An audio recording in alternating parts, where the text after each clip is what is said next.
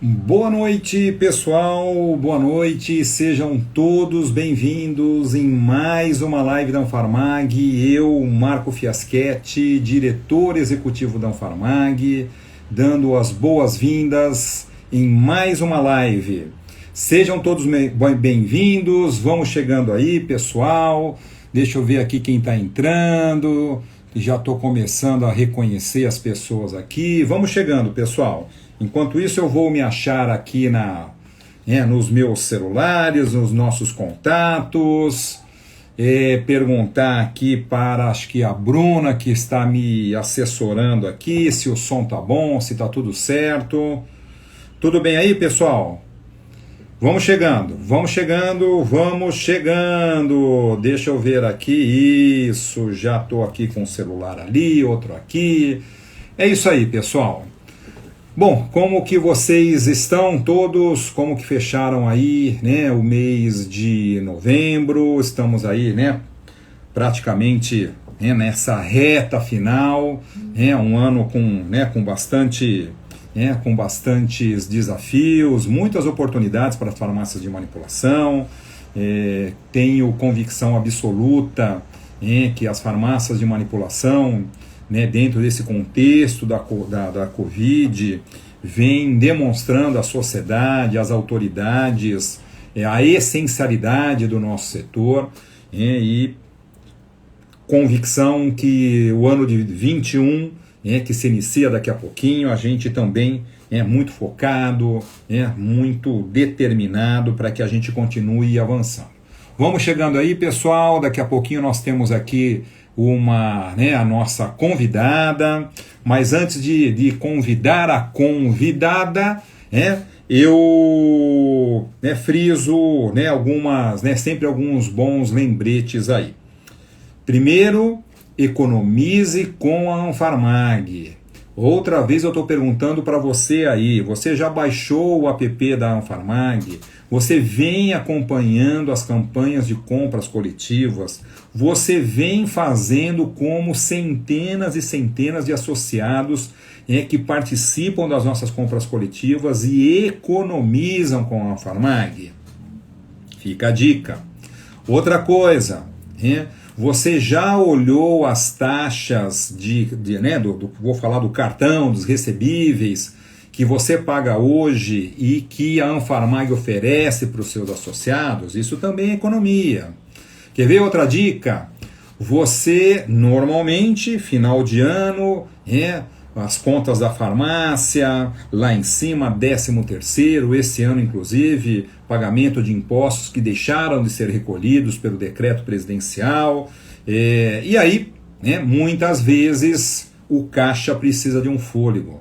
A Anfarmag está te dando, não é sorteio, não é nada, ela está dando para você 10% de desconto nas próximas 3 mensalidades, justamente para contribuir, nesse momento, para você poder fazer caixa. E para isso basta você fazer uma opção de pagamento das contribuições da Anfarmag através de cartão de crédito. Então entra lá nas mídias sociais ou entre em contato com a nossa equipe, economize, isso é dinheiro no bolso. Quer ver uma outra dica? Enquanto o pessoal está chegando aí, você provavelmente deve estar fazendo vendas à distância, e aí uma maneira segura de fazer o recebimento disso é através de links de pagamento. A Anfarmag tem solução com as melhores taxas. Então, pessoal, eu falo o seguinte: além de estar na Anfarmag e poder ter acesso a uma série de benefícios, apoio, equipe técnica, trabalho institucional, pensando no futuro, que é o nosso bate-papo daqui a pouquinho, você também economiza com a Anfarmag, tá bom? Muito bem, pessoal. Eu vou convidar aqui para entrar a nossa convidada, a Sheila, para a gente falar de um assunto aqui bastante pertinente para o nosso setor, que é a sucessão ou a preparação das empresas magistrais, das farmácias, para um processo sucessório, ou para uma fusão, ou para uma venda.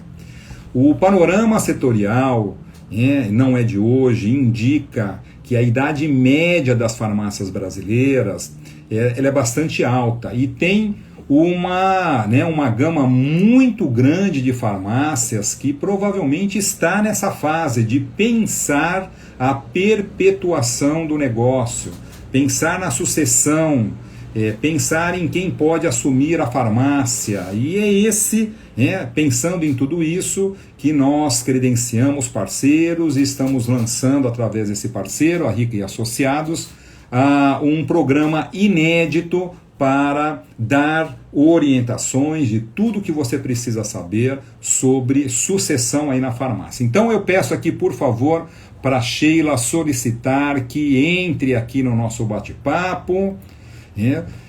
Olha que interessante, pessoal, enquanto a Sheila solicita aí para entrar aqui, para eu poder dar acesso para ela.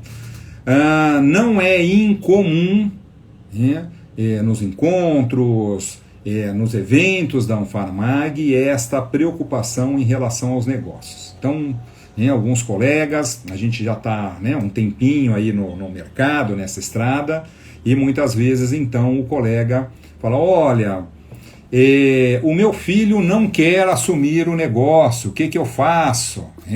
Deixa eu ver aqui, vou mudar aqui. Meu filho não quer assumir o negócio.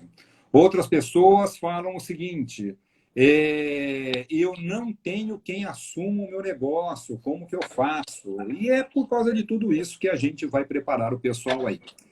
Sheila, muitíssimo obrigado, seja bem-vinda, como é que vai, tudo bem? Tudo jóia, eu agradeço muito o convite.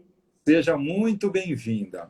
Sheila, primeiro, seja bem-vinda ao time da Anfarmag, das empresas parceiras da Anfarmag. Queria que você falasse um pouquinho sobre a Rica e Associados e a Sheila. Quem é a Sheila, quem é a Rica e Associados? Vamos lá. Em primeiro lugar, é um prazer enorme estar nesse time de parceiros da Anfarmag. Assim, a gente entende a Anfarmag como uma relevância enorme no nosso portfólio. A Rica e Associados é uma empresa, nós fizemos 30 anos esse ano, há 30 anos no mercado, e a gente desenvolve programas de governança corporativa, sucessão familiar e o que a gente chama de profissionalização, não que as empresas não sejam profissionalizadas, mas na estruturação e na organização da empresa para que ela tenha melhores condições de...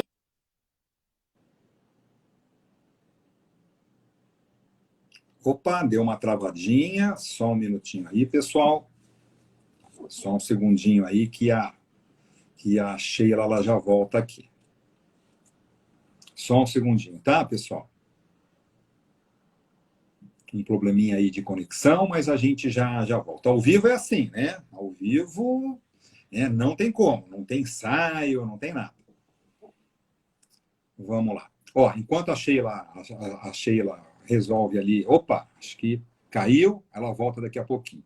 Então, a gente estava falando da Rica e Associados, uma empresa de 30 anos especializada na sucessão de empresas familiares, que é a grandíssima maioria aí, do caso das farmácias magistrais brasileiras. Só um minutinho para ela poder... Desculpa, caiu. Opa, desculpa. Imagina. Então, mas você está falando dos 30 anos da Rica. Da profissionalização. Exato. Então, na verdade, assim, a gente desenvolve toda uma estruturação para garantir que a empresa se perpetue. Porque esse, na verdade, é o sonho dos fundadores das organizações de uma forma geral. A gente cria um negócio, luta muito para que esse negócio seja base de sustento e garantia de desenvolvimento para a família e um baluarte para o mercado onde essa empresa está inserida, uma referência.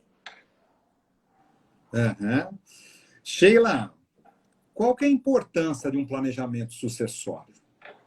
Por que as empresas, mesmo familiares, porque a gente às vezes fala de planejamento sucessório, normalmente, de uma maneira equivocada, pensa em grandes empresas, grandes corporações, mas aonde numa empresa familiar cabe um planejamento sucessório? Por que é importante? Na verdade, assim, quando a gente fala de uma empresa familiar, existe a necessidade de se pensar em quem é que vai assumir o negócio daí para frente, porque nós temos que pensar que uma hora ou o gás acaba, a saúde também não nos permite, com o passar dos anos, ter um empenho tão grande assim no nosso negócio. E quando a gente cria um empreendimento, a gente cria o empreendimento para garantir que esse processo de evolução ele aconteça com uma certa robustez, que ele consiga ter uma sustentação, um autossustento, um desenvolvimento, um crescimento para que essa empresa se solidifique dentro do mercado.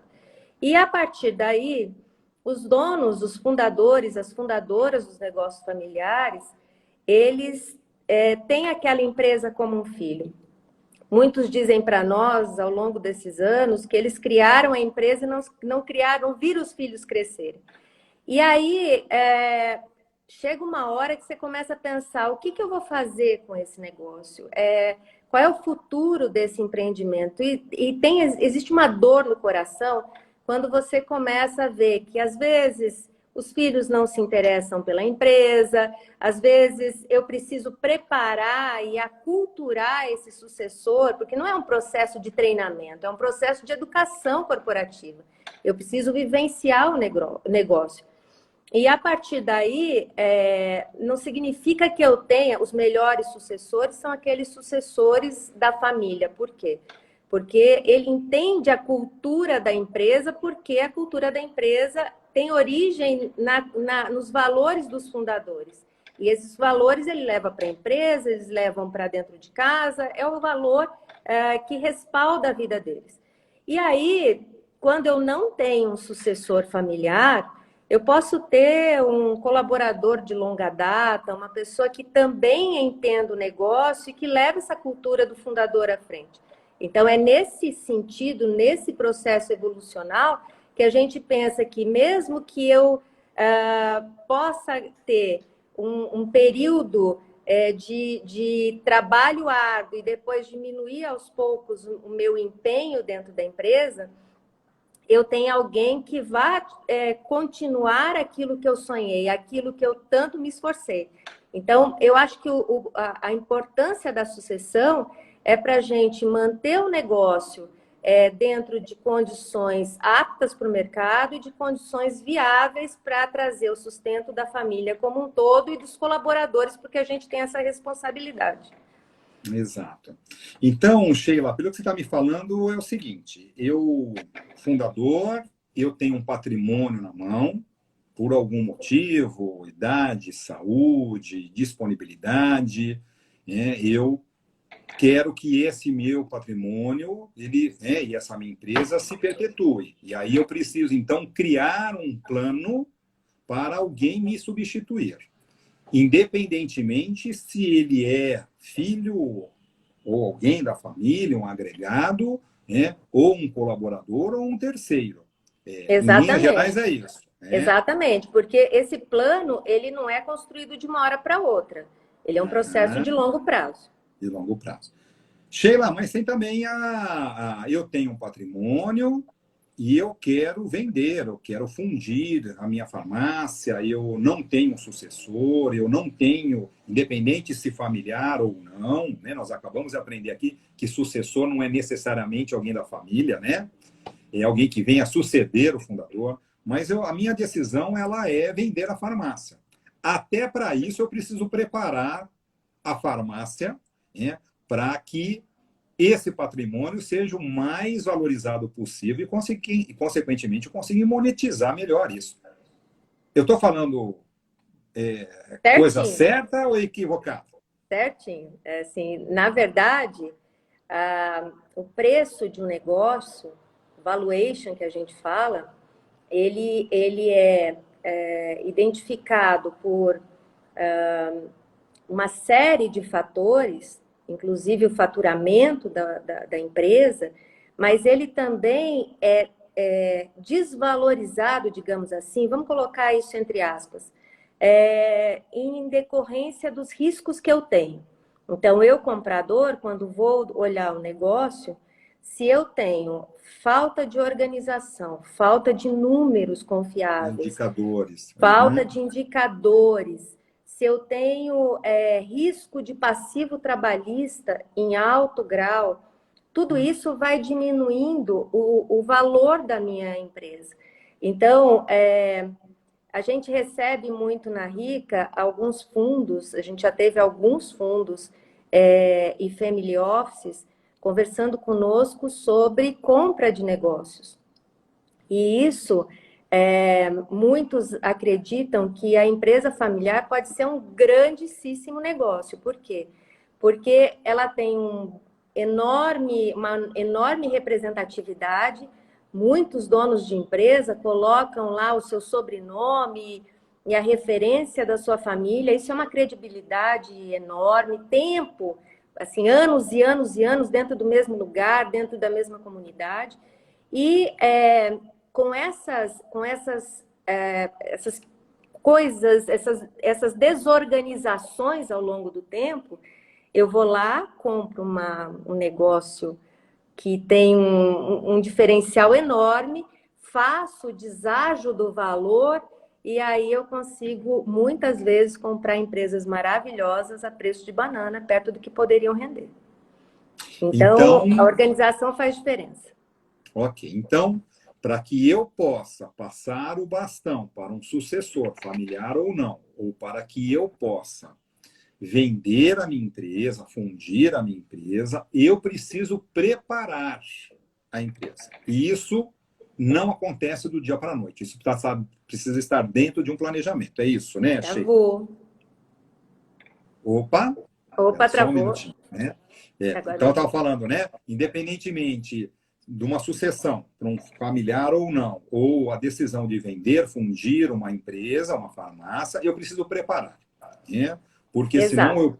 no caso da venda, eu perco dinheiro, e no caso da sucessão, eu passo aqui a gente fica bem à vontade, tá, Sheila? Eu Tá passo uma bom. bola quadrada para o meu sucessor, né? E aí a probabilidade de dar algo errado nessa transição, ela é grande. E tem um outro Sheila, fator, ó, ah, se me permite fazer claro, mais claro, uma claro que sim. observação, assim, na verdade, a gente tem que pensar que não é só a questão do sucessor nesse processo. Então, se eu sou o dono de um empreendimento, tem um filho que trabalha comigo e tem outros dois, por exemplo, que não trabalham comigo, no futuro eles serão sócios, herdeiro hoje, sócio amanhã. Então, quando esse é um dos maiores fatores de dissolução das empresas familiares. Quando eu tenho e a empresa familiar ela cresce em progressão geométrica. Eu tenho 3 filhos, se cada um tiver 3 e 3 e 3, a coisa vai aumentando. E aí eu tenho que ter instrumento de prestação de contas. O que mais faz com que as empresas familiares se deteriorem são os conflitos, e os conflitos não acontecem por falta de dinheiro. Quando você tem falta de dinheiro, dinheiro demais, tudo isso causa problema. Então, eu tenho que garantir que essa prestação de contas, que essa transparência, ela seja feita da melhor maneira possível. Então, independentemente de eu vender esse negócio, se eu quiser deixá-lo para os meus herdeiros, sucessores ou não, porque eu tenho herdeiro que não é sucessor. Então, se eu quiser deixar para os meus herdeiros, eu tenho que fazer com que esse negócio tenha uma prestação de contas adequada. Para isso, eu tenho que ter número, para isso, eu tenho que ter organização. Então, os indicadores também servem para prestação de contas entre parentes. Sheila, a governança corporativa pode ajudar nisso? Primeiro, o que é governança e se pode ajudar? Então, na verdade, a governança, a gente sempre. Nós começamos a ouvir muito falar de governança quando nós começamos a ver a Lava Jato e as empresas colocando áreas de governança dentro das organizações. Então, governança nada mais é do que um processo, do que boas práticas de prestação de contas e de transparência, internas e para o mercado. Então, transparência, quando eu falo, eu tenho transparência na prestação de contas, eu tenho transparência no formato das minhas ações. Então, num processo de governança de uma forma geral, a gente trabalha com o código de conduta, inclusive, qual é o modelo de conduta que eu preciso garantir a postura desses sócios diante do mercado. Então, a governança, ela me traz regras. Quais são as regras dentro da minha organização? Então, não interessa se eu sou uma empresa pequena, uma empresa imensa, eu preciso ter governança, porque se o processo, se existe uma empresa familiar, é essa regra, são esse pool de regras que nós temos que vão garantir que eu tenha tanto a prestação de contas da melhor forma possível, para que os conflitos não não aumentem ou se alastrem para dentro da empresa.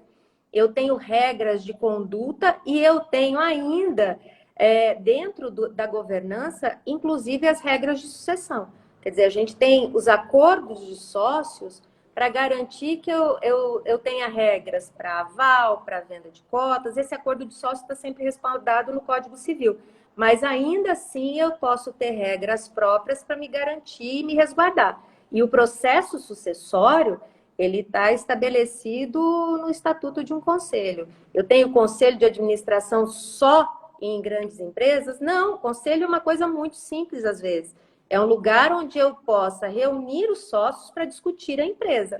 Então, a gente tira um pouco aquela informalidade de discutir a empresa no corredor, falar o que a gente quer, o que a gente pensa e colocar um lugar reservado para que a gente mantenha esse relacionamento de uma forma adequada. Essa harmonia, né? Essa harmonia. Sheila, e começa por onde? A gente, vamos pensar primeiro na governança corporativa. Assim. A gente precisa ter, normalmente, as nossas ações, elas estão estabelecidas em como eu posso colocar esses números dentro do meu conselho, ou dentro daquele lugar. Eu falo conselho, parece muito pomposo, mas dentro daquele lugar em que a gente discute a empresa. Uhum. Aquele lugarzão que a gente, naquela sala de reunião que a gente discute a empresa. Então, quando a gente faz uma estruturação dentro de uma empresa, a gente tem que começar entendendo como estão os processos da empresa.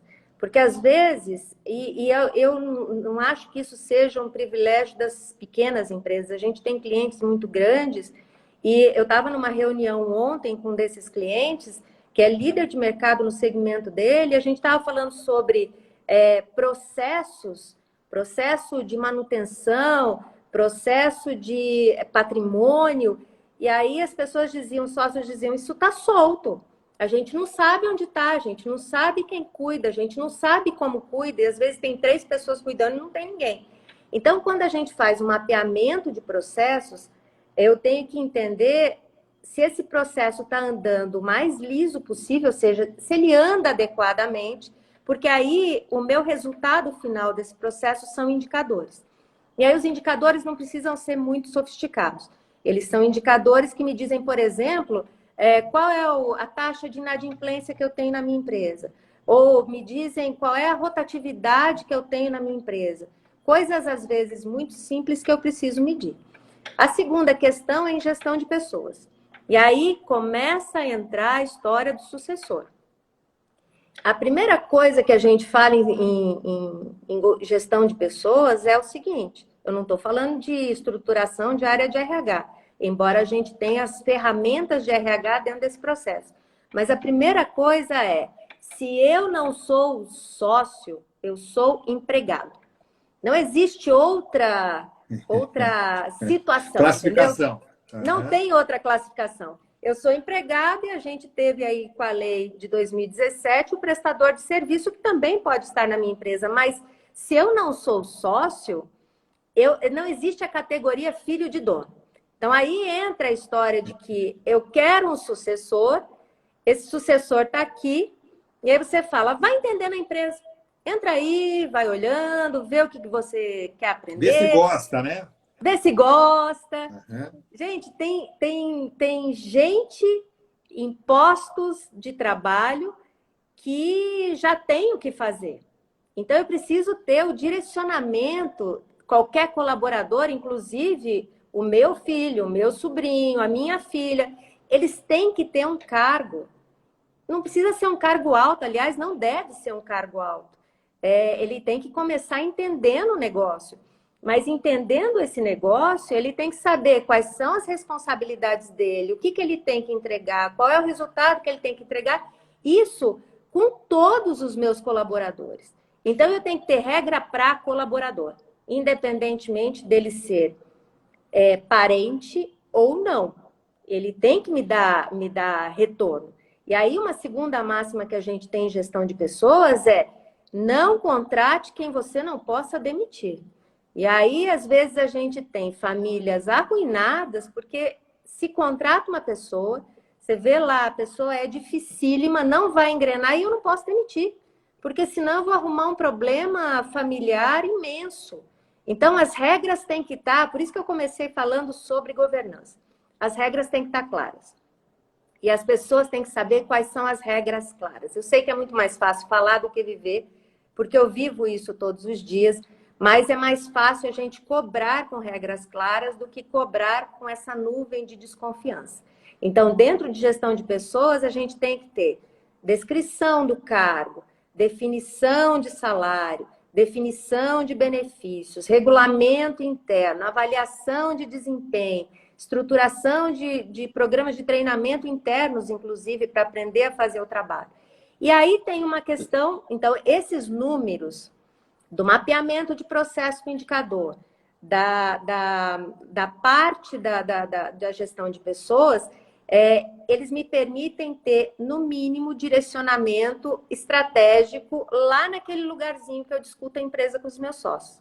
E aí vamos pensar em sucessão. Esse sucessor, vamos voltar, é uma questão de gestão de pessoas. Esse sucessor tem que ter atribuições, ele tem que ter entregas, ele tem que ter avaliação de desempenho, que às vezes é muito mais enfática do que a avaliação que eu faço com o meu colaborador, porque eu estou preparando alguém para assumir o negócio. A exigência é muito maior. Muitos sucessores falam para mim, se um funcionário qualquer da empresa faltar, tá tudo bem. Se eu atraso 5 minutos, o mundo cai. Mas eu acho que é mais ou menos isso. A gente tem que ser exemplo, a gente tem que dar exemplo, tem que ser essa imagem da empresa dentro de posturas sérias e de regras bem definidas. Então, um programa de sucessão encaixado na governança corporativa, ele tem etapas, ele precisa ser desenvolvido com etapas e com avaliação pelos sócios. Então, eu ia falar pelo conselho, mas é isso aí, são pelos sócios. E a partir daí, ele vai evoluindo e eu vou direcionando mais responsabilidade conforme ele tem maturidade, conhecimento, qualificação para assumir essas responsabilidades. Muito então, bom. É um processo longo. Uhum. Ah, e tem uma outra coisa. Por isso que precisa começar com antecedência. Não é uma coisa para assim, olha, o ano que vem eu já quero passar o bastão. Provavelmente não vai dar certo essa sucessão, né? E outra coisa que achei lá atrás, quando ela fala que eu preciso ter os processos definidos dentro da farmácia. E muitas vezes, aí eu estou falando, né, com os nossos que nos acompanham, às vezes a farmácia tem o processo de manipulação, por causa de uma exigência da vigilância sanitária, toda documentada, né? Mas o processo de gestão de pessoas, o processo de marketing, o processo de administração financeira, enfim, tudo isso não está mapeado, né? Então, tudo isso precisa entrar no...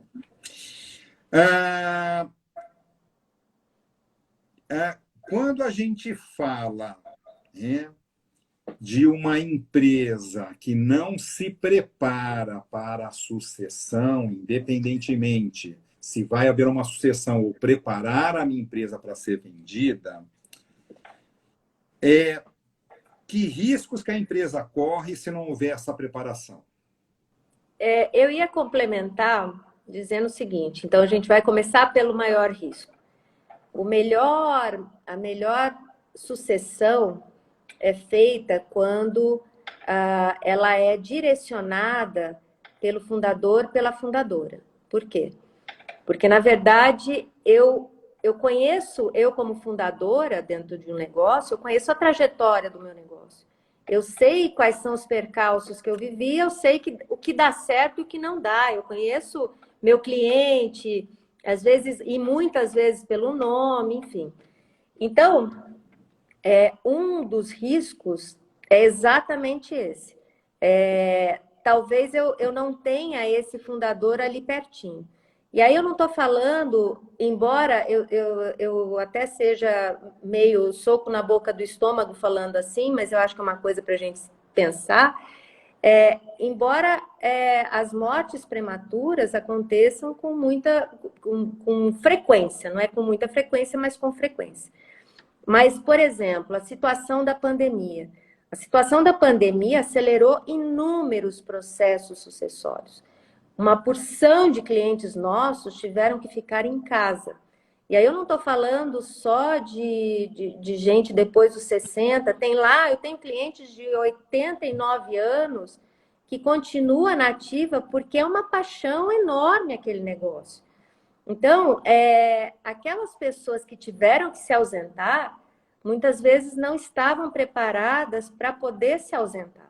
E isso causou uma angústia enorme. Então, vamos pensar o seguinte: primeiro risco, eu preciso, como fundadora, como fundador, direcionar esse sucessor.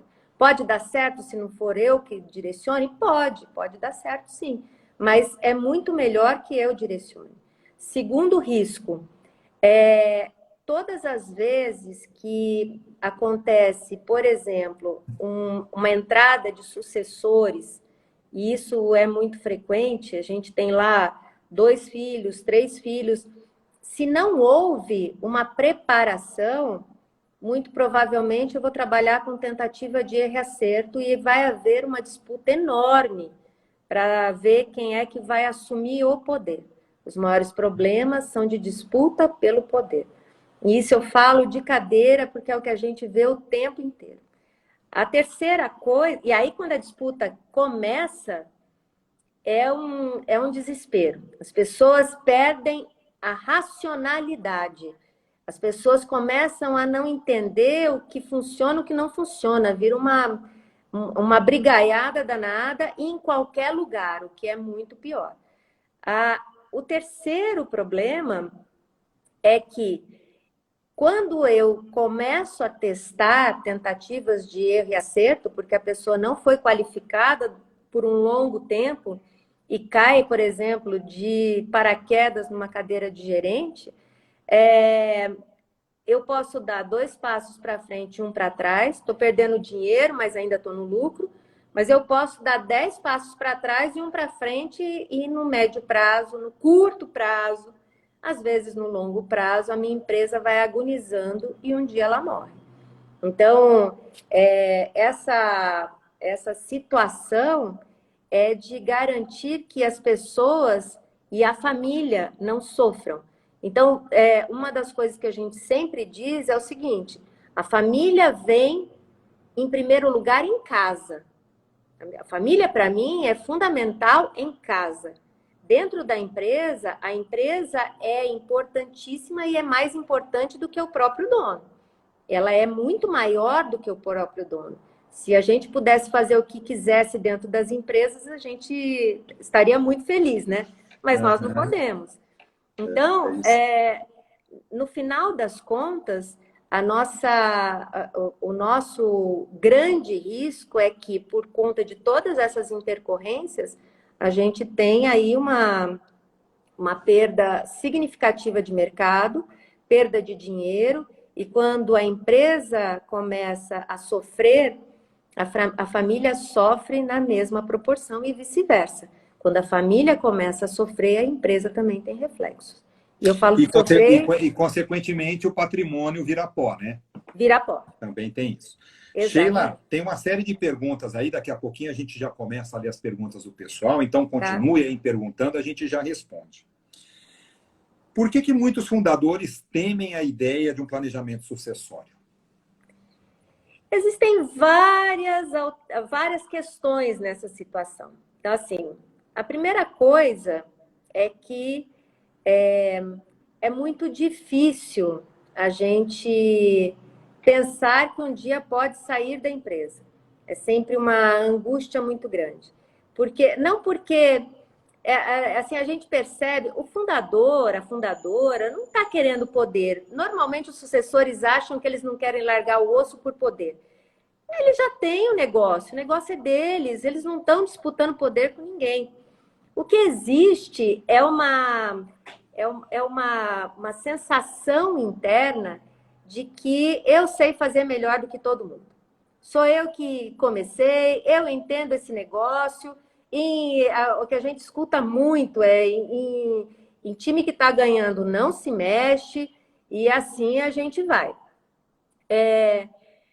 E mais do que isso, eu sou pai ou eu sou mãe, eu vejo aquele meu filho como alguém que foi tutoriado por uma vida. Então, até que a confiança aconteça, ela é um processo longo. Não que os pais não desconfiem da competência desse filho, mas ele pode ficar com cuidados para que esse filho não se estabeque como ele durante uma vida toda, porque dono de empresa é isso. Você passa a noite sem dormir, você às vezes não sabe como vai pagar as contas. Quando você começa, a única coisa que você tem é a palavra que você empenha com as pessoas, dinheiro não tem. Então, é um cuidado, às vezes, para garantir que esse filho não tenha as dores, nem a angústia que se passa durante uma vida inteira cuidando de um negócio. Então, Uhum. eu sempre digo isso, a gente faz alguns programas de sucessão, programas de qualificação de sucessores, a gente faz com a BASF Souvenir, a gente já fez com a Avon, a gente já fez com a Scania. Então, quem são os nossos clientes nesse processo são as revendas e os distribuidores da Souvenir. A gente já fez com a Avon com a área de logística, a gente já fez com a Scania com o pessoal de consórcio. Então, são empresas familiares que, de alguma forma, você tenta sensibilizar esse sucessor, porque ele sempre diz, eu tento, tento, tento, e ninguém me deixa andar. Toda vez que eu levo uma ideia, a minha ideia é brecada. Toda vez que eu penso em fazer alguma coisa, meu pai ou minha mãe, ou os dois, dizem para mim, não, aqui não vai fazer isso. E aí eu costumo dizer para eles que, no final das contas, há que se ter uma certa humildade, dizer, o que você acha disso? Eu estou pensando nesse tipo de solução, me ajuda a pensar numa solução viável. E os pais, os tios, que às vezes tem lá um sucessor que é da família, não necessariamente pai e mãe, eles podem dar esse voto de confiança. Num primeiro momento, respaldado, tutoriado, como eles gostam de fazer, e acompanhado de perto, mas ao longo do tempo ele vai assumindo determinadas responsabilidades e ele consegue. Então, é um processo de chegar às partes no meio do caminho de cada uma, porque a gente consegue ter resultados muito bons. Uhum. Ô, Sheila, e outra coisa que eu imagino, muitas vezes o dono da farmácia não se vê fora do negócio. Mas a gente só lembrar o seguinte: fora do negócio é uma coisa, fora da operação é outra. Eu Exatamente. sempre toquei a farmácia, nada impede de dentro do meu processo sucessório, a gente vai, por exemplo, formar o nosso pequeno conselho de administração, aonde este fundador ele vai estar no conselho. E o conselho ele tem uma responsabilidade, ele tem vamos falar assim, uma atividade dentro da engrenagem. Então, de certa forma, eu, que fui fundador da farmácia, eu posso continuar, né, dentro da empresa, não tocando a operação, mas colocando todo esse meu conhecimento acumulado dentro do conselho, aonde nós vamos discutir diretrizes E eu, como dono da empresa, continuo influenciando as decisões e não mais tomando as decisões sozinhas. É isso? Vamos lá. Uma coisa importantíssima você tocou. Sucessão não é tirar o dono ou a dona da empresa. Isso não existe. Eu tô para ver um fundador ou uma fundadora de empresa que queira sair da empresa ou que saia. Às vezes eles até querem, mas eles não saem. Então, a operação, essa operação pesada de todo dia, ela pode ir sendo assumida ao longo do tempo por esse sucessor. Eu posso estar no comando, eu estou, na verdade, sempre no comando, entendendo questões estratégicas. Então, vamos abrir mais uma farmácia, vamos desenvolver um novo produto, vamos começar uma linha de cuidados pessoais. Eu tenho que pensar nisso. E eu vou dar a última palavra, e eu vou pensar em como fazer isso com a minha equipe.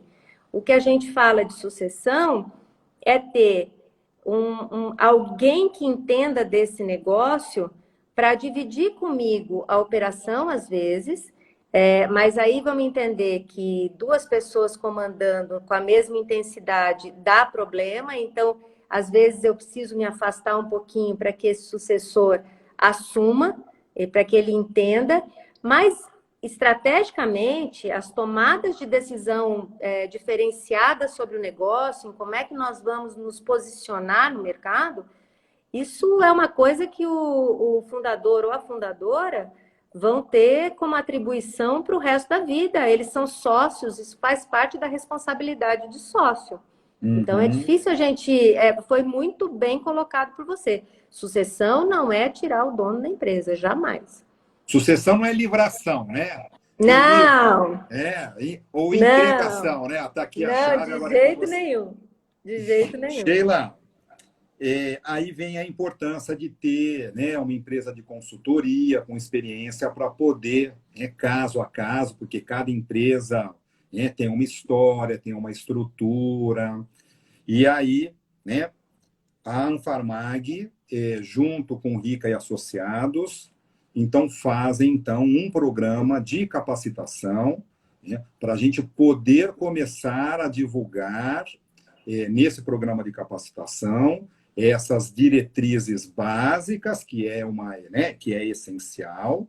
Então, falando especificamente, né, desse projeto, eu tenho duas fases. As pessoas passam por um curso online de 3 meses, que eu diria que é de nivelamento, né? Ao fazer esse curso, eles automaticamente passam a integrar o que foi denominado Clube de Fundadores e Sucessores Magistrais. E a partir daí, neste clube, de uma maneira periódica, autogerenciável, inclusive pelo próprio pessoal, né? Eles vão, então, tendo eventos, publicações, conteúdos, palestras. É isso o programa, Sheila? É exatamente isso. O programa, na verdade, quando você fala de curso online, uma das coisas que eu queria destacar é que é um curso online, mas ao vivo. Então, a gente pode ter participantes do Brasil todo. Uma questão importante que, pelo nosso know-how de treinamento e programas de qualificação, a gente desenvolveu, foi uma estrutura que nos permita ter o professor lá responsável só pela aula e toda uma infraestrutura que garanta a aula da melhor forma possível. Então, a gente tem aulas ao vivo, a turma é ao vivo, e o professor está lá como uma aula normal e com uma infraestrutura de primeira qualidade. Aí, nós teremos esse nivelamento. Então, quais são os pontos que eu tenho que me são caros para garantir que eu tenha governança corporativa e essa questão da profissionalização que eu falei, que são questões de mapeamento de processo, indicador, gestão de pessoas, gestão de marketing, gestão de vendas, gestão de estoque, a parte de direito Tributário, né? societário, direito Uhum. tributário, direito do trabalho. A gente tem controle financeiro, gestão financeira. Então, nós temos uma série de disciplinas digital, que é uma coisa que nós estamos tendo que conviver com isso, como é que eu trabalho com digital dentro da minha empresa. Então, são uma série de disciplinas que me permitem fazer esse primeiro ajuste dentro da minha organização. E o que eu acho mais legal do clube é que nós temos uma situação segmentada não só das farmácias, mas de empresas que são familiares, muitas vezes, e a maioria absoluta é. A gente sabe que a Anfarmag já fez algumas pesquisas nesse sentido.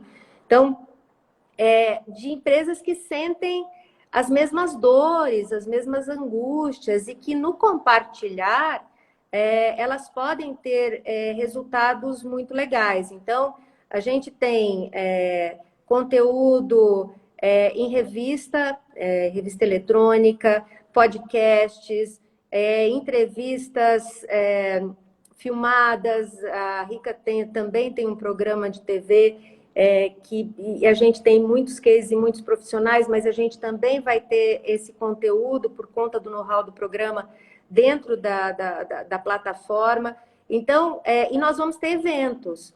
Então, são formas de juntar esse grupo que tem as mesmas necessidades ou necessidades muito similares para discutir isso de uma forma muito objetiva, de uma forma muito prática. Ou seja, esse clube é uma comunidade de empresários que estão na mesma fase, pensando na sucessão dentro da empresa, na preparação da empresa, e a partir daí esse convívio, né, com esse pessoal. Então faz o nivelamento e a partir daí, então, integra esse clube que vai ser um grande networking, oportunidades aí, né, inclusive de Exatamente. negócios entre eles, bacana. Sheila, é uma pena, daria para a gente ficar falando aqui um monte, né? Mas deixa eu aproveitar esses últimos 10 minutos e vamos lá, então, para as perguntas, tá? Eu tenho aqui. Sheila, existem dados sobre os conflitos entre empresas que têm muitos familiares atuando? Existem dados bem antigos que vão. A gente fez uma pesquisa, nós somos parceiros da Fiesp, e nós fizemos uma pesquisa, nós reeditaríamos a pesquisa, acho que a pesquisa foi em 2014, e nós nos baseamos numa pesquisa um pouco mais antiga, então eu vou falar mais antiga. De cada 100 empresas, 30% sobrevivem à segunda geração e 5% sobrevivem à terceira. Significa que até a terceira geração, por N motivos, 95% das empresas familiares não sobrevivem mais. Essa é a mais antiga. O que nós identificamos é que, nessas pesquisas que nós fizemos, é que mais ou menos 47%, 48% das empresas nunca pensou em sucessão ou num processo sucessório. As coisas vão andando dia a dia, coloco meu filho lá dentro, um dia ele vai assumir, vamos preparando assim. E aí, esses processos podem dar certo? Podem, lógico que podem. Mas eu também tenho risco de que a coisa não funcione tão bem. Entendi. Então, existem números alarmantes que dizem que as empresas familiares, elas sucumbem antes do final da terceira geração. Tem aqui. É o Lucas Portilho. Olá, Lucas, tudo bem? Fiasquete não, Sheila, né? Aqui na Consulfarma, inclusive é o evento, né, que vocês já participaram lá conosco, enfim, nós somos Sim. quatro, né, nós somos 4 sócios e definimos que para evitar conflitos, combinamos que membros das nossas famílias não podem trabalhar na empresa. É uma regra. Isso Não necessariamente cabe para todo mundo. Cabe para todo mundo, exatamente. Uma das coisas que a gente tem que ter em mente é que em algum momento não vai ter empresa para todos os herdeiros. Então, se a família cresce em progressão geométrica, e se eu tiver que colocar todo mundo dentro da empresa, eu acabo tendo problemas gravíssimos, gravíssimos. Então, Lucas, eu acho que é uma alternativa, é uma regra legal, dá certo em muitas organizações, porque é isso, nem todo mundo consegue colocar os seus parentes, porque a gente tem que pensar que eles têm que ter competência, mas nesse caso, a gente tem que pensar que existe um desafio enorme, que é de fazer a prestação de contas para aqueles que não estão. Então, eles vão se tornar sócios um dia, eles vão ter que entender desse negócio um dia. Então, mesmo que eu não atue na empresa, a empresa tem a obrigação de me colocar a par dessa estrutura, de como é que as coisas funcionam, porque se um dia eu tiver que, de alguma forma, ou em qualquer nível, inclusive fora da empresa, tomar alguma decisão, porque vou ser sócio, eu sou herdeiro, vou ser sócio amanhã, eu preciso ter dados para poder garantir que esse processo aconteça sem grandes problemas. E além disso, né, pode ser mesmo, vamos supor aqui no exemplo, né, tenho 4 sócios, tem um monte aí de filhos, mas de repente tem um ali competente que, se tiver no comando da empresa, o negócio Exatamente. valoriza, o negócio se perpetua, e quem está fora do negócio, ele também vai ser beneficiado. Lógico, então, é o trabalho daquele. Me parece que também uma maneira de enxergar isso eu tenho que colocar na empresa aquele que tem a melhor competência. Exatamente. Isso independe do DNA dele, concorda? Exatamente. Agora, é uma coisa Bacana. que a gente falou lá no começo. Okay. Se eu puder colocar um familiar competente, vou reforçar isso muito, no negócio, muito provavelmente eu tenho condições de fazer com que o DNA da empresa, os valores da família, e que estão na empresa, eles sejam mais valorizados. Bacana. Olá, meu amigo Fiasquete, olá, quem que é aqui? É o João Valentim. A Rebeca, nossa associada e diretora, ela faz um comentário. Regras trazem um direcionamento para tudo, né? E aí, né, palminhas aí, né?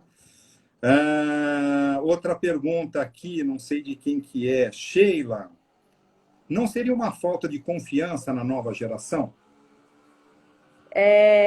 O que eu imagino que essa pessoa queira dizer que quando não se escuta as opiniões ou as propostas, eu acho que pode ser falta de confiança, mas porque a gente tem que se provar. O sucessor tem uma vida muito difícil. Ele tem que se provar frequentemente. Ele tem que provar para aqueles que não estão, ele tem que se provar para os sócios da empresa e ele tem que se provar para os pais também. Porque, e principalmente para os funcionários. Tem funcionário lá que viu esse sucessor de calça curta.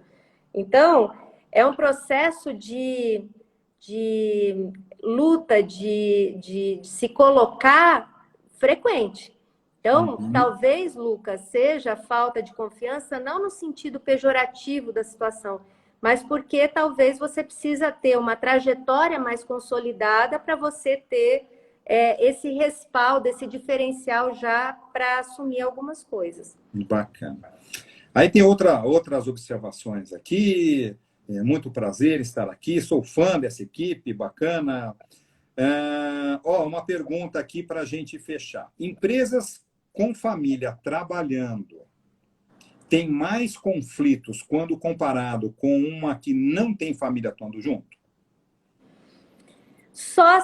Eu acho que não é uma relação muito cartesiana, entendeu? Não é uma relação muito estreita. Não é questão de DNA, né? Conflito Exatamente. pode ter, independente do DNA, né?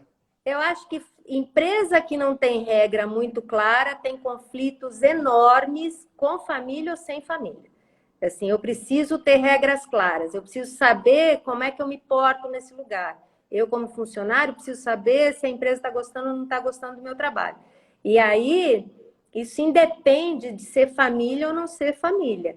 Eu acho que as regras, elas vêm para garantir que a gente tenha melhores condições de lidar com esse ambiente. Eu acho que o único diferencial da empresa familiar que agrega conflito é a intimidade.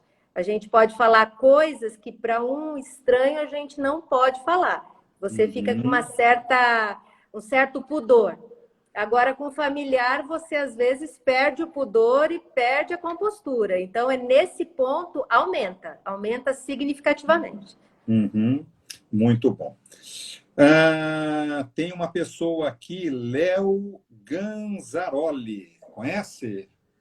Conheço, um cliente eu admiro meu. muito o trabalho da Sheila. Ela é uma das profissionais de RH mais competentes que conheço. Que bacana, Léo. Oh, Nós obrigada! estamos por aí da dedo aqui. Ó, o tempo está esgotando, então deixa eu fazer um resumão, tá?